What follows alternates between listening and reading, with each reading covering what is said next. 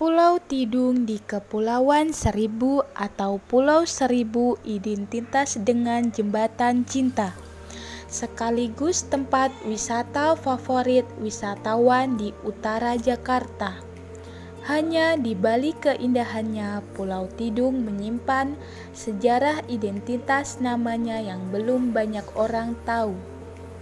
Pada tahun 1800-an, Pulau Tidung sudah dihuni oleh penduduk, walaupun jumlahnya pada waktu itu masih sedikit. Pulau Tidung terdiri dari dua pulau kecil, yaitu Pulau Tidung Besar dan Pulau Tidung Kecil. Konon menurut sumber cerita bahwa pulau yang pertama dihuni penduduk adalah Pulau Tidung Kecil. Dengan bertambahnya tahun demi tahun, penduduk semakin bertambah dan barulah hijrah ke Pulau Tidung Besar.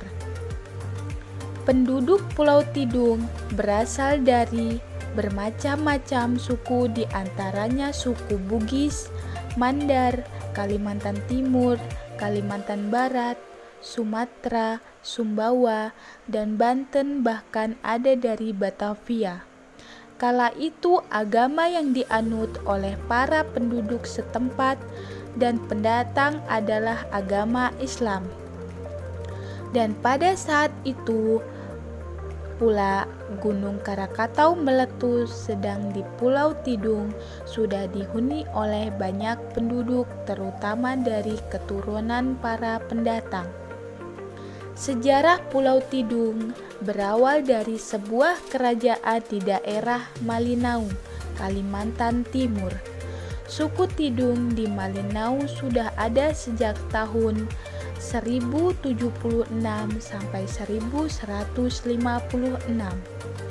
Pada tahun itu, kerajaan tersebut dikenal sebagai Kerajaan Tidung Kuno. Pada tahun 1557, inilah pertama kali pemerintahan kolonial Belanda datang ke Malinau. Pada saat itu, pemerintah kolonial Belanda mendapat perlawanan berat, terutama dari kerajaan suku Tidung. Penjajah Belanda perlahan-lahan berhasil menguasai daerah sekitar Malinau dan mengepung kerajaan Tidung. Karena semakin terdesak, Raja Tidung yang memiliki nama Raja Pandita akhirnya ditangkap oleh pemerintah kolonial Belanda dan diasingkan ke pulau terpencil di daerah utara kota Jepara. Dari pulau ini, Raja Pandita yang dikenal dengan sebutan Raja Tidung melarikan diri ke sebuah pulau kecil di Kepulauan Seribu. Saat itu, pulau kecil ini belum bernama.